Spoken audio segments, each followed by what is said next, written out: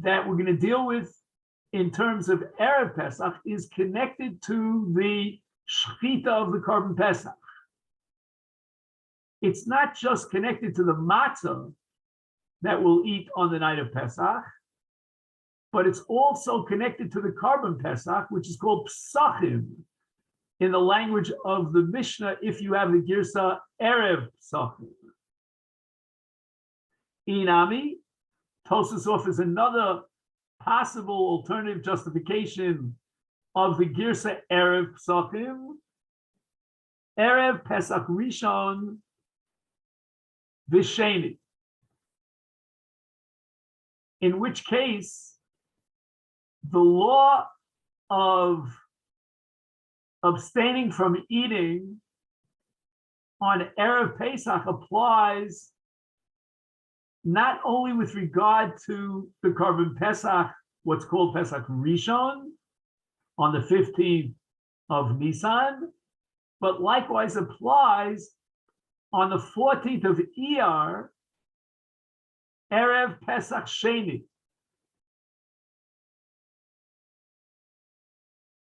So that just like in Pesach Rishon, the mitzvah is Shechita on the 14th, followed by Achila on the night of the 15th, so too by parallel, in Pesach Sheni, we have a mitzvah of Shechita on the 14th of Iyar, for those who are not able to participate with Pesach Rishon, and then the night following Pesach Sheni, which is the night of the 15th of Iyar, will be the night of Achilas HaPesach.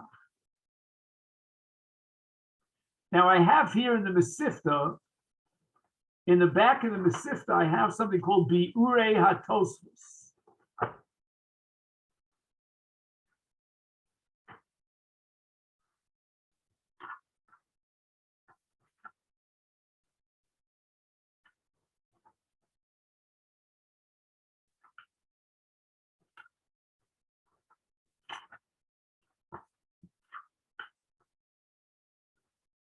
And he writes the following.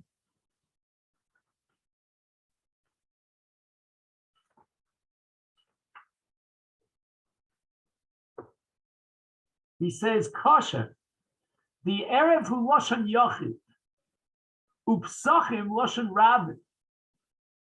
What bothered Tosfos about the Girs of Erev Pesachim is that you start with Lashon Yachid, and then you go immediately into Lashon Rabin.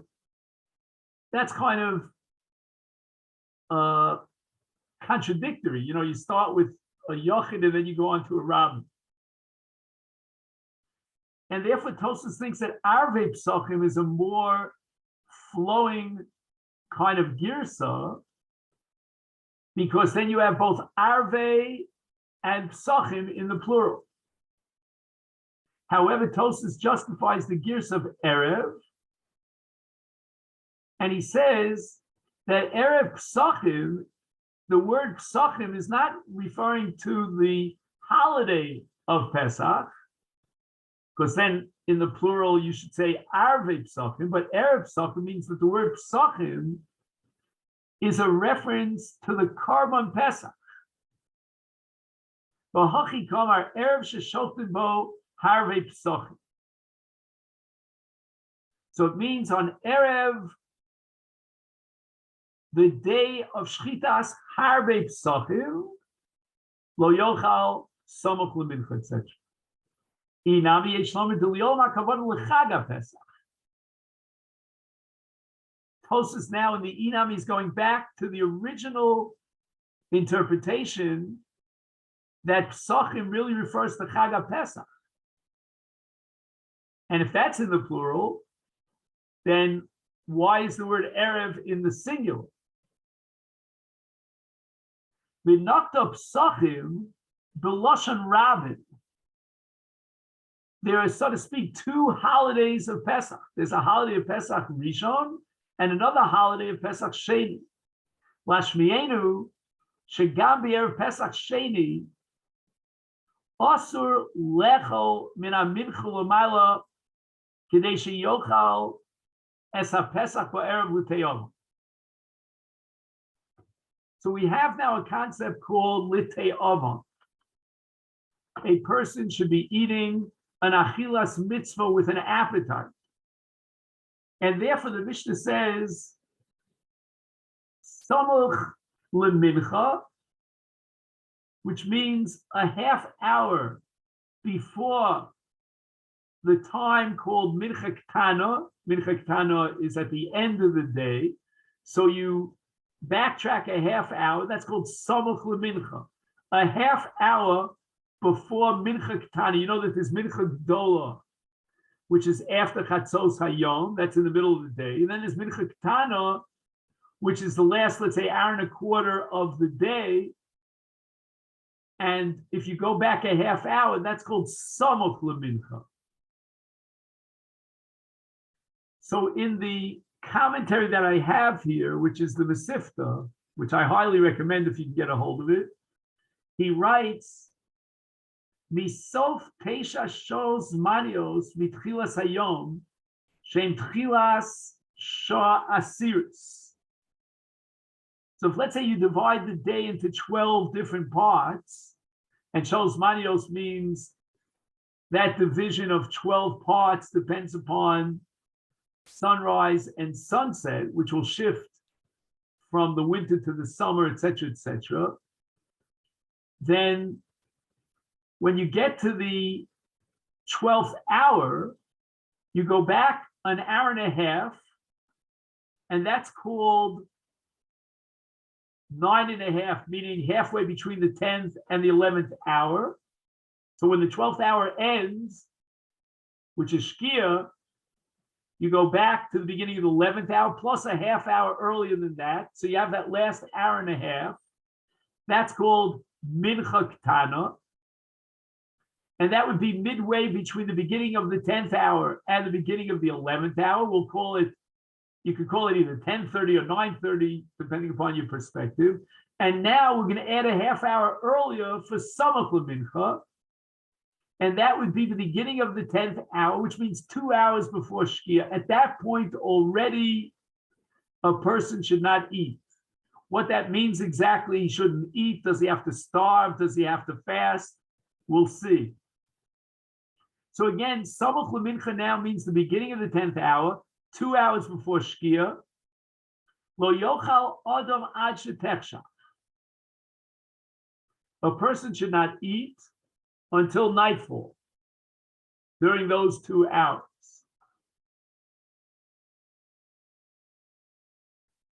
Now here, we're going to see that later on in the Masechta, on Daf Kuf Zayin, the Gemara says that he's allowed to eat fruits and meat during that 2 hour period of time.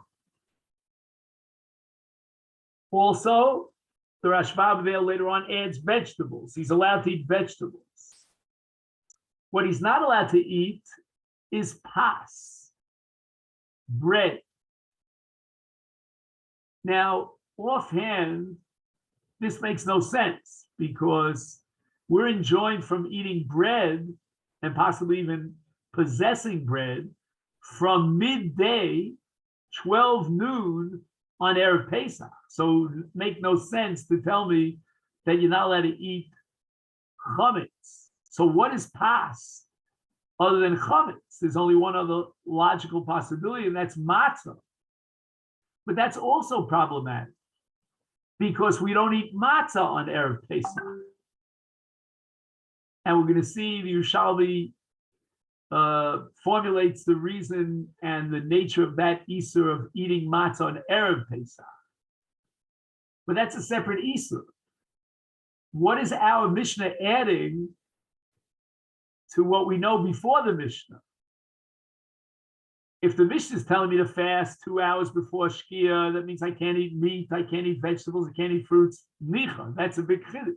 But the Gemara establishes, no, you're allowed to eat meat and potatoes and a pulki. You know, you're allowed to eat that before Shkia. You can even eat, some quinoa, some vegetables. I don't know what vegetables you like. So what are you talking about? You're not allowed to eat pas?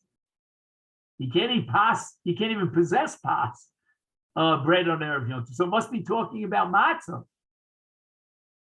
So here's what we're going to get into a discussion. I'm not sure if it's for today, but down the line, of matzah ashira. The matzah that we're enjoined from eating on Erev Pesach is the same identical matzah that we can use to fulfill our mitzvah of matzah b'leil Pesach, as opposed to something called matzah ashira. Now, again, exactly what matzah ashira is a sugya unto itself, but let's just oversimplify it and say that matzah ashira means it was dough that was a mixture of not just flour and water, but they also added oil, fruit juices. Like, for example, I don't know if you've seen, they sell now grape matzahs. Grape matzahs, according to many Rishonim, is matzah shira. And you look on the side of the box and they say, well, you're only allowed to use this for the mitzvah of matzah if you're very old or sick, or you're in a special category. It's a shas adcha. But we don't eat grape matzahs for the mitzvah of matzah if all things are equal, because grape matzahs is called mei peros, and mei peros generates something called matzah shira, and the Torah calls matzah lechem oni. Lechem oni is the exact opposite of matzah shira.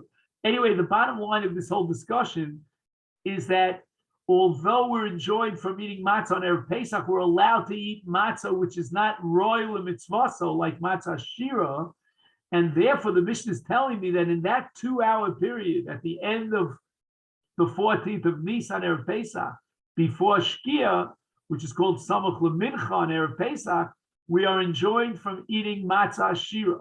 So we can eat basar, we can eat peros, we can eat yerakos, we can eat what's called mine de targima, whatever that means, we'll get to, but we're not allowed to eat matzah shira. That's one definite approach to understanding the Mishnah.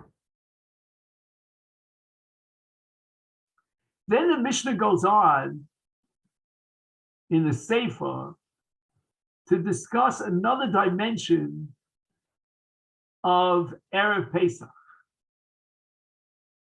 And here, the Mishnah is fast forwarding to the night of Pesach. Until now, we've been discussing the 2-hour period of time before the night of Pesach. And the date, the calendar date, that is the subject of the Reish of the Mishnah is the 14th of Nisan. Now, in the Sefer, we're addressing the 15th of Nisan, the night of the Seder. And the Mishnah establishes, Afilu ani sheb'Yisrael lo yochal ad sheyesev v'lo yifchesu lo me'arba kos shel yayin afilu ben atam. Again, the Mishnah is a little bit choppy, and we'll have to rearrange the words of the Mishnah a little bit. But the last word in the Mishnah is tamchui, and tamchui is what we would call in our contemporary language a soup kitchen, which means a community charity organization that's there to simply give out food to people who are so poor that they don't have food to eat. So we're dealing with an ani, a poor person that's ochel min hatamchui. He doesn't have in his possession the financial wherewithal to put food on his table. He's collecting from the community chest, which is called the tamchui, simply to eat his meal. So this is the most extreme category of an ani. There are many different categories of aniyim, of poor people. Now we're talking about the most destitute of all the poor people. And he too is enjoined from eating on Erev Pesach. There are no exceptions for a poor person. And he has to guarantee that he drinks 4 cups of wine. You'll see in the Mishnah that it says lo yifchesu lo. It doesn't say in the Mishnah shu chayav lishtos arba kosos. That's a given. That's, and we say in Yiddish, upgrade. That goes without saying. The Mishnah wants to give a mandate to us, lo yifchesu, addressing in the plural us. Who are the us? The us, lo yifchesu, are those who are in charge of divvying out the charity community chest. And they have to determine that every last ani, no matter how poor he is, and we have to guarantee him food on the table, we also have to guarantee him 4 cups of wine for the Seder. Now, you may not be so impressed by that. It like goes without saying, he's such an ani, he can't afford, wine was expensive. Today, Baruch Hashem, for 35 shekel, you can get a nice wine here in Israel, right? But in those days, wine was expensive, and now you're multiplying it by 4. And we're going to soon see that the Rishonim vacillate back and forth over the word lo. Is it sufficient that we give him, the ani, 4 cups of wine? Or, somehow discounting the word lo, we have to guarantee that every member of his family, of his household, will have 4 cups of wine, which means if he has a wife and 5 children, we're going to have to give him 7 times 4 cups of wine. And we're drawing that money from the tabchu, which is the most dire need of tzedakah. That's the community chest that's meant to guarantee that people won't starve to death. But nevertheless, we're going to extract money from that tamchui in order to guarantee that not only he, the ani, has 4 cups of wine on the nuts, but every member of his family will have 4 cups of wine, according to, again, one shita in the Rishonim.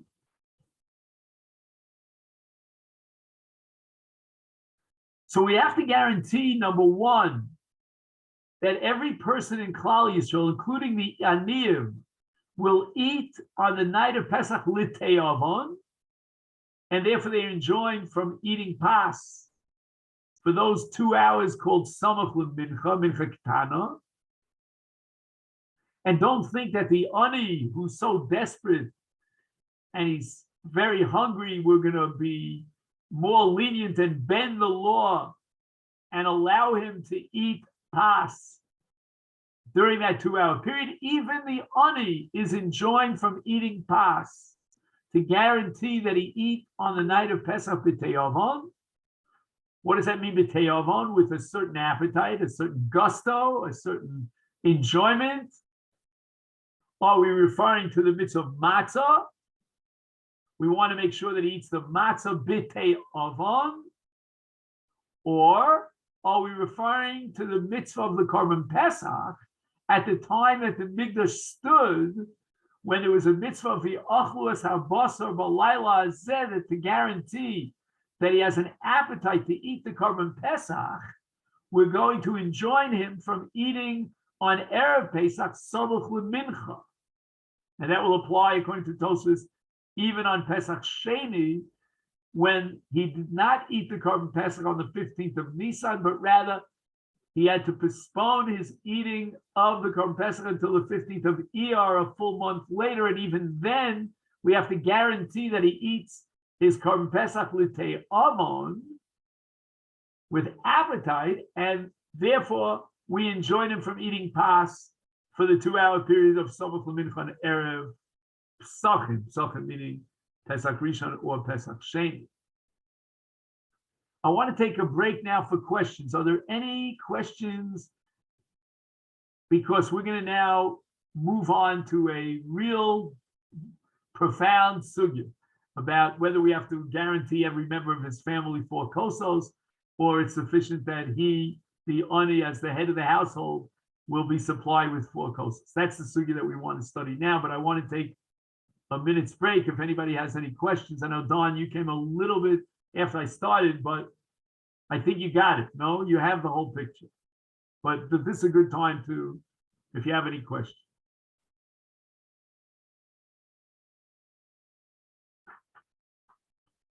Now, I want to add one important point here. And you know that on the 10th parak, which is the last parak of Pesachim, we don't have Rashi. So we're sort of like in a bind, to learn a Gemara without Rashi, but we have the Rashbam. So you'll see here in the Rashbam, at the end of the skinny lines in the Rashbam, Lo yochal adam v'chulei, kidei sheyochal matzah shel mitzvah l'tei amon. Okay, you want to eat the matzah l'tei amon. The Rashbam, as opposed to Tosfos, who put all the emphasis on the Korban Pesach l'tei amon, the Rashbam is talking bisman hazeh, and the Mishnah is addressing us without the Korban Pesach, and the matzah has to eat l'tei amon. Good. Why? So the Rashbam adds 3 words here. Mishum hidur mitzvah. The more you enjoy the matzah, you see there are very few mitzvahs that fit into the category of achila. We have a lot of mitzvahs that are banan of achila. For example, you have to eat a seuda on Yom Tov or on Chol Hamoed, and you have to know when that's Doraisa D'Rabbanan. There might be a mitzvah achila on Purim, Sudas Purim, that's D'Rabbanan clearly. We're not sure about Erev Yom Kippurim. If you remember, we discussed that in the past, where that's a mitzvah Doraisa or not, the Rambam omitzed. Be that as it may, when you focus and single out a mitzvahs achila shel Torah, we only know of 2 clear-cut examples. One is the Korban Pesach, which has to be eaten together with matzah and maror. And then we have the mitzvah of matzah as a separate, independent mitzvah achila doraisa based on a pasuk for erev toklu matzos. Maror is a mitzvah achila d'Rabbanan because we don't have the Beis Hamikdash, we don't have the Korban Pesach. So the mitzvah maror in the Torah is a tag-on to the Korban Pesach. Today, Bisman said we don't have the Mikdash, we don't have the Korban Pesach, therefore we don't have the mitzvah maror, but the Rabbanan established the mitzvah maror. But on a Doraisa level, we're left with the mitzvah of matzah. And with regard to a mitzvah achila, we want to enjoy the achila. It's got to be a achila shel taiva. How do we guarantee that it be an achila shel taiva, that our bellies are not full when we get to the matzah? Some people say, once I've eaten, I drank the kosher kiddush, and we did already, tibul and whatever we did. And by the time we got to the matzah, we weren't hungry anymore. But we should be hungry for the eating of matzah. And the Rashbam defines that as hidur mitzvah. Now, the mitzvah of hidur mitzvah is derived from the pasuk Zeh Keli V'Anbeu. We had a long discussion about this, if you recall, where we're talking about the first Rashi in Perek Lulav HaGazul in Sukkah, that Rashi says that Lulav HaYavesh is a psul of Zeh Keli V'Anbeu. And Tosfos jumps on Rashi and he says, wait a minute, Zeh Keli V'Anbeu enhances and embellishes the mitzvah. It's only l'chatchila, but it's certainly not b'di'evet. And here what we're looking at is matzah l'teyamon as a kiyum of hidur mitzvah. It certainly is only l'chatchila, b'di'evet. If you ate the matzah and you didn't have taiva, you didn't have an appetite for the matzah, you would still fulfill your basic fundamental mitzvah of achilas matzah. So that we see that Zeh Keli V'Anbeu is a l'chatchila embellishment of the mitzvah. It's not a critical part of the mitzvah. And that's where we got stuck with the Rashi about Lulav HaYavesh. But it's very interesting that the Rabbanan now made a separate takana with an Iser Achilas Pas, Samoch L'Mincha Erev Pesach, in order to guarantee a hidur mitzvah, which is not in and of itself critical. It's only an embellishment. And on top of that embellishment, the Rabbanan are so interested. There's such a strong agenda to motivate us to guarantee that there's an achila l'teyavan rehider mitzvah, that the Rabbanan made an Isser on Erev Pesach, that he shouldn't eat for the last 2 hours of the day, so that he'll have a kiyum of hider mitzvah by eating the matzah l'teyavan. Very fascinating how far the Rabbanan are going in order to guarantee and protect you for hider mitzvah, which is not even likuva, it's not even critical. That's fascinating unto itself.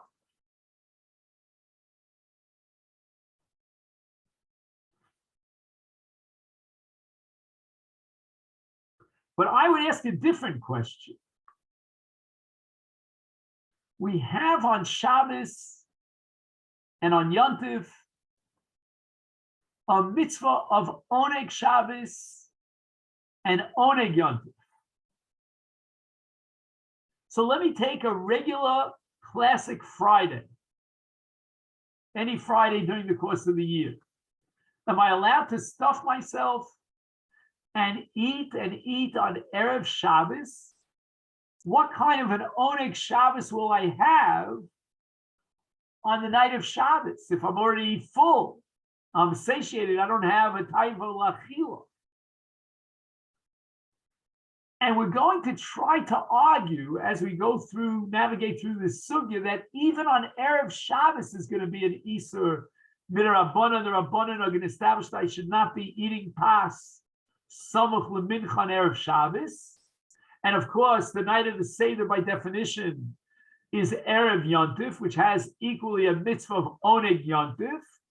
And therefore, one wonders, why did our Mishnah focus on the mitzvah of matzah of Leil HaPesach and justify the Isser of Achilas Pas Samach Lemincha Erev Pesach with Achilas Matzah L'Teyavon? Forget about Achilas Matzah L'Teyavon.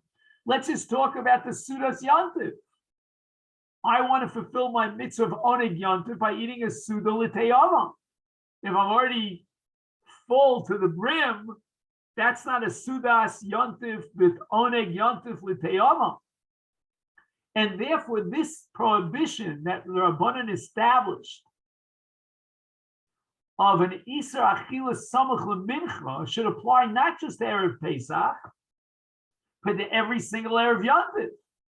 Because Sukkot and Shavuos, no less than Pesach, has a mitzvah of Seuda and Oneg Yontif. And therefore, this Isur, which Rabbanan established of Samach L'Mincha Achilas Pas, is not unique to Erev Pesach. Why would our Mishnah open up by telling us Erev Pesach Samach L'Mincha L'Yochal Odom Ad Shetefshach? It's not a single. We can't single out Erev Pesach for this. It's Erev Shabbos, it's Erev Yontif. And that's going to be the opening objection of the Gemara, my area, Arvei Pesachim, which is interesting that he has the gears of Arvei Pesachim, Afilu Arvei Shabbosos, I'm going to add another word here, the Arvei Yomim Tovim, meaning other Yomim Tovim like Sukkot and Shavuos, Nami. I'm going to prove to you that once again, in order to guarantee Seudas Oneg Yontif, the Rabbanan prohibited you from eating Samach L'Mincha Erev Yontif, Erev Shabbos. This Sanya, I have a brisa that says, Lo yochal odem ba'arvei Shabbosos v'arvei Yomim Tovim min ha'mincha l'mayla k'dei shetikon yikodes l'Shabbos kishu taiva, when he has teyama. Divrei Rabbi Yehuda. And Rabbi Yossi Omer, ochel v'holech ad shetefshach. We're not going to prohibit you from eating a meal neither on Erev Shabbos nor on Erev Yontif from the time of Mincha L'Mala, Samach L'Mincha. But right now the Gemara is waving the flag of Rabbi Yehuda, and Rabbi Yehuda holds that this halacha of Asur Lechol Samach L'Mincha 2 hours before Chashecha applies not just to Erev Pesach, but to Erev Shabbos and Erev Yontif as well.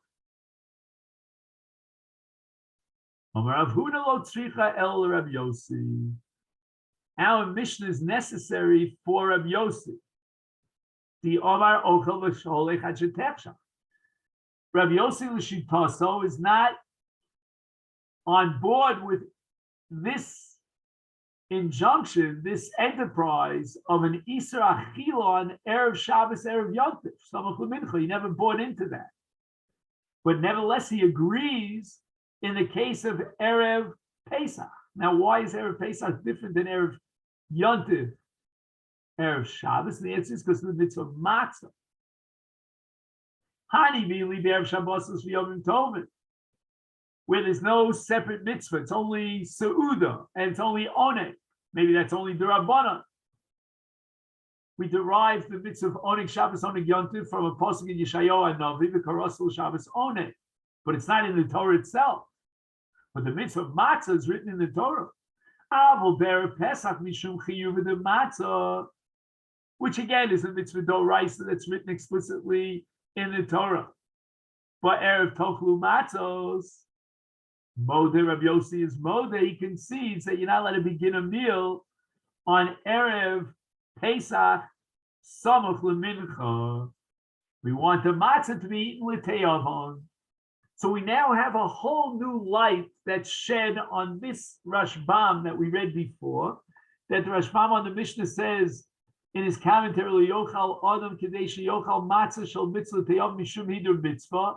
Why did the Rashbam single out Matzah L'Te'av? What about Seuda L'Te'av? And the answer is that our Mishnah is authored by Rabbi Yossi, who, although he never accepted the Isser of Achila Samach L'Mincha on Erev Shabbos, Erev Yontif, he does accept the Isser of Achila Samach L'Mincha on Erev Pesach. And the reason for that is because of Chiyuv the Matzah, and that's what Rashi invokes here, the halacha of Hidur Mitzvah with regard to Matzah, that since the Torah commanded us to eat Matzah on the night of Pesach, we want to guarantee that the matzah has the element of Hidur Mitzvah, which means L'Te'avon, and therefore even Rabbi Yossi would agree that there's an Isur of Achila on Erev Pesach, Erev Achilas Matzah, Samach L'Mincha. Okay, so that's what we have at this particular point. And now we want to get back to the issue of Dalid Kosos. And we said that according to the Mishnah, even an ani that is supported minatamchui is not only prohibited from eating on Erev Pesach, Samach L'Mincha, because of Matzah L'Te'avon, but in addition to that, we will skim off money from the tamchui, what we call the soup kitchen, in order to supply the ani with Dalid Kosos.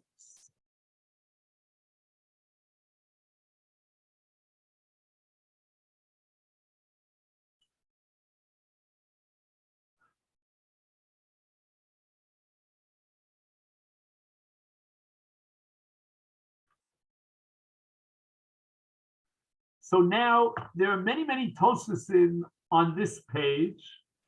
Let's just count them up. There's 1, 2, 3, 4, 5, 6, 7. Actually, I count 9 Tosasim on this page. But I'd like to call your attention to the Tosfos Lo Yifchesu Lo Me Arba Kosos.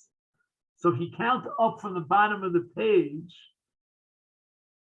1, 2, 3, 4, 5, 6, 7, 8, 9, 10, 11, 12 lines up from the bottom of the Amud. Not to be confused with the earlier Tosfos, also starts with Lo Yifchesu Lo. This one starts with Lo Yifchesu Lo Me Arba Kosos.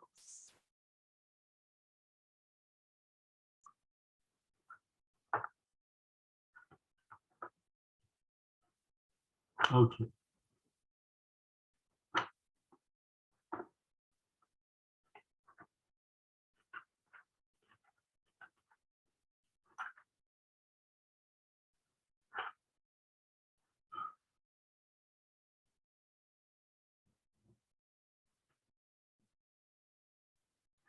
Mitoch haloshon mashma ktsas she'ein nosnim lebanov ulebnei beso ki imli atzmo.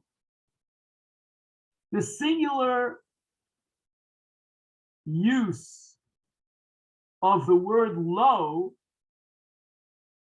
the reason why the Mishnah applies the word lo in the singular is to convey that even though there are many other members of the family who are obligated, equally obligated in the mitzvah daled kosos, nevertheless, we are only required to supply daled kosos lo to the head of the house. Why? Again, the diakatosis is very clear. The extra word lo clearly indicates that him and he alone will be supplied with daled kosos. But what about his wife? She's obligated daled kosos. What about his children who are above bar mitzvah, bat mitzvah age? They're obligated daled kosos.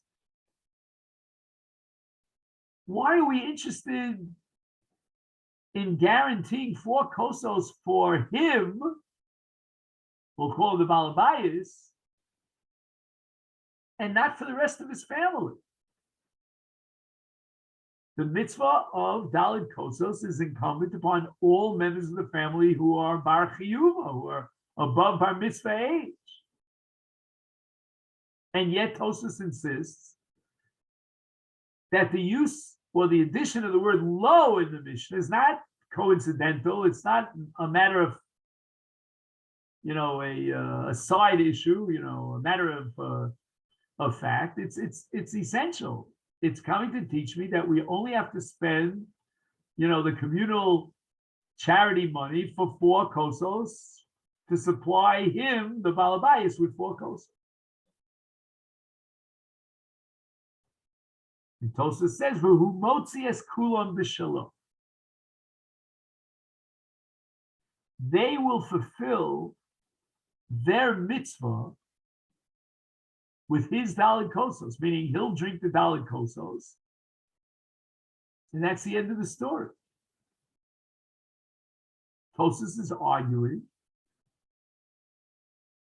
that the members of the family will not have to drink the daled kosos. They'll be yotze, if I could use the word vicariously, through the daled kosos that are drunk by the balabayis. Usvarahu.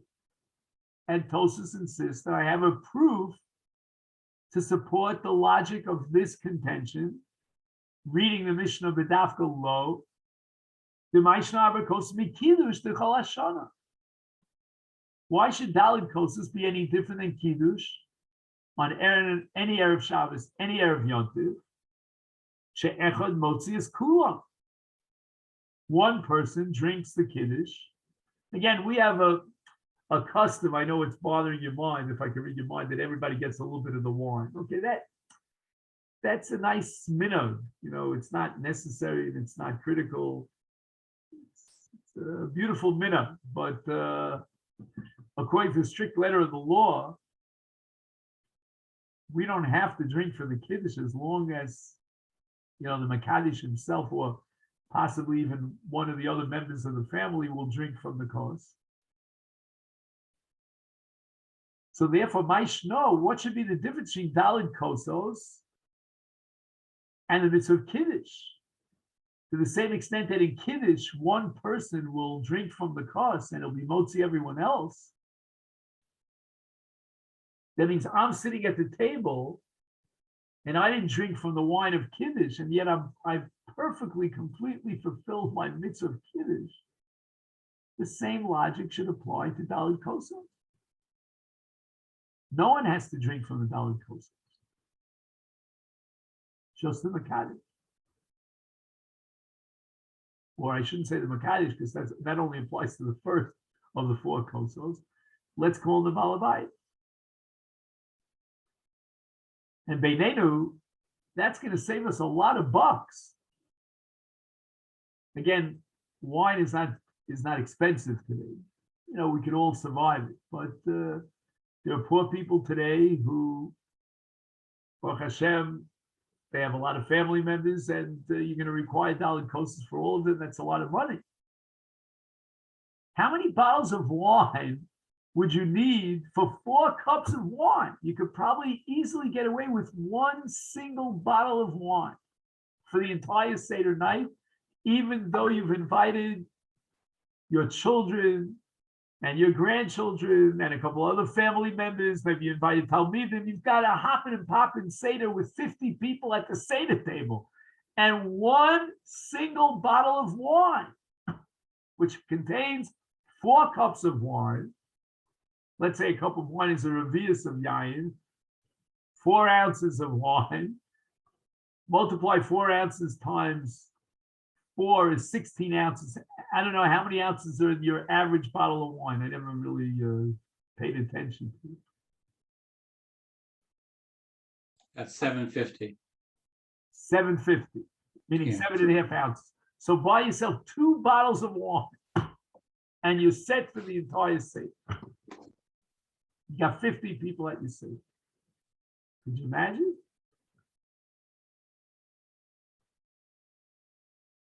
Usvarahu demaishna arba kosas mikiddush dekol hashana. We don't need a cup of wine for each person at the kiddush table on a Friday night or a yontif night. Echad motzias kulam. So therefore, just like in kiddush, we can all be yotze through the shtia of the makadesh. So too in Dalit Kosos.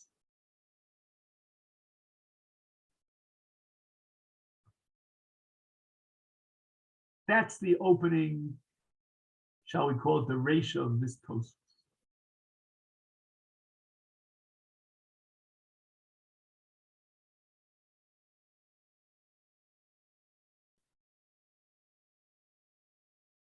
Now, on these lines of Tosfos, we have an essay in a sefer called Amudei Hod, which, if it's Hashem, by tomorrow you'll all have it. Because I bought a copy for Steve. Steve is going to be our anchor man, hopefully, if it's Hashem, and he'll pick it up tonight at the OU Center. And it's one of the great Rosh Yeshiva in the yeshiva where my son-in-law actually learns. That's called the Itra Yeshiva in Beit Safafa. And we'll introduce this sefer tomorrow, Mirza Hashem, but we know that when we get to see, what he has to say about this Tosfos. But basically, the bottom line is that Tosfos is operating with an analogy, an equation between Kiddush on any Friday night, any Yontif night, and Dalit Kosos. Each one of Dalit Kosos shall fit into the pattern of Kiddush. Now, why is that so? I mean, the first of the 4 Kosos is Kiddush, but then we have the Kos of Magid, otherwise known as Gal Yisrael. That's the second Kos. Then we have the third Kos, which is Birkas Hamazon after the Suda, and a 4th Kos, which is the Kos of Haleh. Apparently, Tosfos is operating with the following premise, the following principle. All 4 Kosos have the exact same din. And what we're looking for is a terminology which will be common to all 4 Kosos. Can anyone help me out with that? What is the halachic name?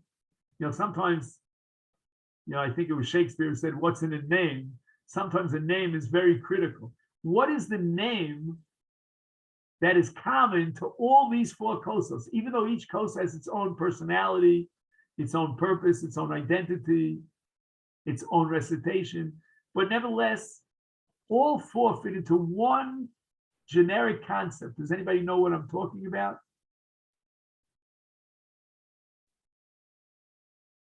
We're all preceded by the bracha. Correct. all four kosos are called kosos shel bracha. Now, make sure we don't make a mistake here. The bracha that we're talking about is not bori priya gofen. Right? Only the first of the four will require bori priya gofen. Possibly the third might be required a bori priya gofen because you have the suda. So we're going to have to discuss whether or not the second and the fourth kosos have a bori priya gofen. But even if they do have a bori priya gofen, that's not what we're talking about. When we define the four kosos as what we call kosos shel bracha, we're dealing with four brachos. Each one is unique. The first bracha is the bracha of Kiddush that ends with the Kaddish Yisrael Vazmanim. The second bracha is the bracha of Gal Yisrael that ends with Gal Yisrael. The third is Birkas HaMazon that ends with the bracha of Birkas HaMazon. And the fourth is the bracha that we recite on Halel. Melech Mulo Batish Bachos. So what's common to each of the four kosos of Yayin is they each have their own bracha. Again, each bracha is different, but what's common to all four kosos is that they are defined and categorized as kosos shel bracha. We have other examples of a kos shel bracha. For example, the kos of Nisuin is a kos shel bracha on which we recite no less than 7 brachos. Havdalah on Motzei Shabbos, Motzei Yom Tov is a kos shel bracha, and we recite the bracha of Havdalah on that kos. It could be that in general, any kos of Hodah, of a kos on which we recite a bracha to thank Hashem, is going to require a kos yayin with the dinim of kos shel bracha. And there are many, many dinim that apply to a kos shel bracha. For example, you have to rinse out the kos, and the kos should be mole, it should be full to the top. Many, many dinim and requirements. There are like 10 different dinim in kos shel bracha. Now, I'm going to ask you a quiz question here. And it's a very profound question. I'm not expecting you to definitely know the answer. You may know the answer because you're scholars. But this is a scholarly question. Amongst the requirements of a kos shel bracha, I have a list, right? Will I find on that list shtia, drinking the kos? Is drinking the kos one of the various conditions of a kos shel bracha? Or no, I recite the bracha, I have a kos, the bracha was recited on the kos. Again, we're not talking about bori priya gofen, that's a different story. We're talking about the bracha of Hodah that we're thanking Hashem. You recite the Hodah over a kos shel yayin, and that's the mitzvah. You don't have to drink from the kos. Or no, shtia is an integral part of kos shel bracha. It's a requirement in kos shel bracha. Anybody have an answer to that question? I would assume it's a requirement since you're saying the bracha for a mitzvah, and I assume the mitzvah is drinking the wine. No, you're using the wine for that bracha, which you're thanking Hashem for marriage. You're thanking Hashem for satiation from food. You're thanking Hashem for the sanctity of the Yom Tov or of the Shabbos. And the wine is there for the shira, for the song of praise that should be recited over a cup. The bracha is not on the shtia. The bracha is on Shabbos, is on the great gift of mazon, on the great gift of nisuin, of marriage, etc., etc. Havdalah. The bracha is not on the drinking of the wine. But once you set up a kos shel bracha, and there are many, many different requirements in a kos shel bracha, should we add shtia as a din in the kos shel bracha? Not because of the bracha. Again, the bracha itself requires that you hold the kos. Does not require that you drink from the kos. My question was a different question entirely. And that is, does a kos shel bracha, in terms of the status of the kos, now require shtia? Just like the kos shel bracha requires shtifa, you have to clean it out and rinse it.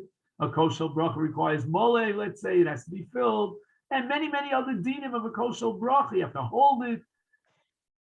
Is there a din in kosher bracha of shtiya? And I'm going to spill the beans over here. And again, we're going to have to study this at great length. A kosher bracha does not require shtiya. It requires something called te'ima. And this is a word that you're going to have to learn. You're going to have to memorize it. You might write it on the whiteboard if we had a whiteboard. Te'ima, tet, ayin, yud, mem, hey. Te'ima means tasting. There's a tasting of the kosher bracha, but not a shtiya. Shtiya might require that you drink the entire kos, or at the barest minimum, shtiya would require that you drink a revius of yayin, and shtiya would be required for each and every one of the individuals, and shtiya would not be mitzvah from one person to the other. You drink half a revius and I'll drink another half a revius. That's not shtiya. But in a kosher bracha, you don't require shtiya, you require te'ima. Now, the purpose of te'ima is to somehow create a connection between the bracha and the kos. But te'ima does not require a revius of yayin, certainly not to drink the entire kos or even most of the kos, which is called rov kos. No. That's te'ima. In the case of te'ima, anyone sitting at the table who's fulfilling his mitzvah of that bracha could achieve and implement the te'ima. It doesn't have to be the one who made the bracha. And not only that, it could be that if you drink a little bit and I drink a little bit, that's called te'ima. And we can link together the different people at the table. Now, Tosfos is using kiddush as the paradigm of a kosher bracha. Again, there are many, many, as we saw before, situations and cases of a kosher bracha. Kiddush is only one of many. But if we use kiddush as one, let's say, prime case, an archetype of kosher bracha, Tosfos says there's no requirement of shtiya. The Makadesh, or for that matter, one of the other members of the family, will drink from the kos. But there's no separate halach of shtiya. That's not a requirement. The requirement is a kosher bracha, meaning you recited the bracha over the kos. The recitation requires a kos, but not shtiyas hakos. The kos has to be related to the recitation of the bracha, but that doesn't force us or compel us to drink from the kos. And in fact, if there was a requirement of shtiya in a kosher bracha, that every single member of the household hearing kiddush and fulfilling his mitzvah of kiddush would require his own shtiya. Tosfos now jumps to the conclusion that dalid kosos, like a classic kosher bracha of kiddush, has no requirement of shtiya. This is a pella. I mean, this is mamish an eye-opener. To conclude that on the night of Pesach, we don't need to drink 4 kosos. There's no din of shtiyas dalid kosos. If there were, then we would have to supply every single member of the household with 4 kosos. Tosfos says that dalid kosos, like kiddush, like a kosher bracha, does not require shtiya. The Makadesh himself will drink from the kos. How much wine will he drink from the kos? Te'ima. Whatever te'ima is, we'll have to figure it out and convert it into ounces. But whatever it is, it's not rov kos, it's not kos mole, it's not revius, it's something less.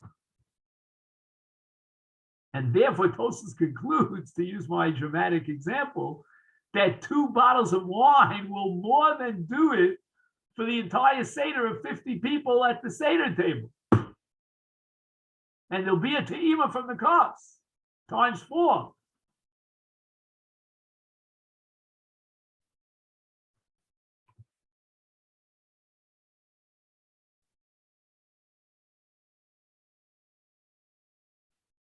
And now Tosfos questions the very assumption, the very premise that he's been operating with, namely that a kosher bracha like kiddush does not require shtiya. Umiu gam b'kiddush shema. Look at that word shema. Perhaps hoyelakol echad kos shel kiddush. It's not enough that I hear your kiddush. I need my own kos shel kiddush. Again, not the. I both say, please do me a favor. Don't confuse that with the meaning of pouring into give the kids the grape juice or whatever it is. Everybody gets a little. No. That's not it. Now they have these sophisticated. You've seen it, the kosos, where you pour it in and it dribbles out into the little kosos. You know what I mean? Forget about that. That's not what we're talking about. We're talking about a kos shel kiddush with a revius of yayin in front of every single member of the household, which is totally foreign to us. Shema, Tos says perhaps, hoyelachol echad kos shel kiddush. In which case, it's not enough that I heard the kiddush from somebody else.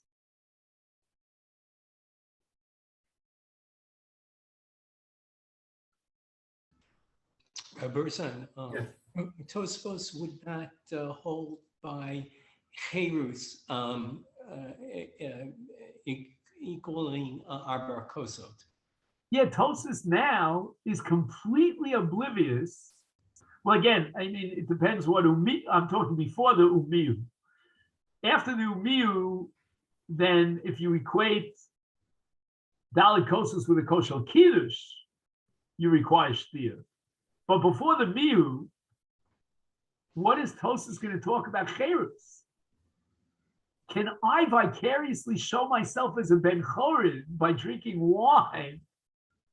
You drank the wine, I didn't drink the wine, and I fulfill cherus. Where is my demonstration of cherus? That I'm a ben chorin. I was liberated from slavery, and I'm drinking wine to celebrate that liberation from. Where is that in your shtir? Can I vicariously fulfill cherus when you drink from the kos and I don't drink from the kos? And Tosas at this point, again, before the word umiyu, and possibly even after the word umiyu, but certainly before the word, is totally oblivious to derech cherus. Maybe derech cherus is some sort of embellishment to the mitzvah, a heather mitzvah, but it's not the ikar mitzvah.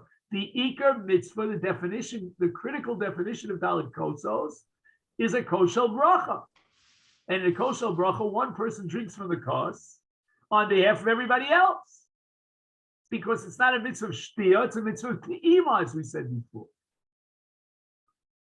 And Tosas equates Dalit Kosos with your classic kos shel bracha, namely kiddush. And not everyone is required shtia. Tosas is completely oblivious to the concept of cherus. That's why I tell you, Ruvain, that this Tosas is very, very, it really like disturbs the ears, if you know what I mean. Because our ears are trained in that approach of derech cherus, that we drink wine derech cherus. My father, Zichron Levracha, maybe you also have the same custom. My father was very makpid before Pesach, before the Seder, to ask all the participants what wine they want to drink. And on the night of the Seder, he would ask you again. There was a choice of many different wines and grape juice, and there was bubbly wine, and there was white wine and red wine and full, what's called full dry and half dry, and sweet wine and Moscato and what's it called, Bartanura wine, and now they have this, what's it called, Javin, whatever it's called there. There were so many choices of wine. And my father would go around to each person at the Seder table, asking him what preference of wine he had. And Tosas is saying that that's totally superfluous and unnecessary, because only one person is going to be supplied with wine. It's so foreign to our ears. As I said before, this sefer, which I have here on my desk here, and you'll have it too, Mudei Hod is going to try to work very hard. And by the way, it's not just Shitas HaTosas. We'll see it's the Rosh and perhaps one or two other Rishonim. Again, it's not a large, but it's a Tosas here. And by the way, Tosfos is only backtracking in the Miu, not in terms of his understanding of Dalit Kosos. The Miu is backtracking on his understanding of a kosher bracha, of Kiddush, that maybe in Kiddush everybody has to have their own kos. And then he's going to have to deal with that Mishnah that says low in the singular. Okay, there are both sides. So this is where we'll stop for today. And in Mitzvah Hashem at 9:45, I don't have too many minutes till then, we're going to start learning Sanhedrin. And I hope to see you then. Okay then? So this was a good, solid beginning for Arich Sof.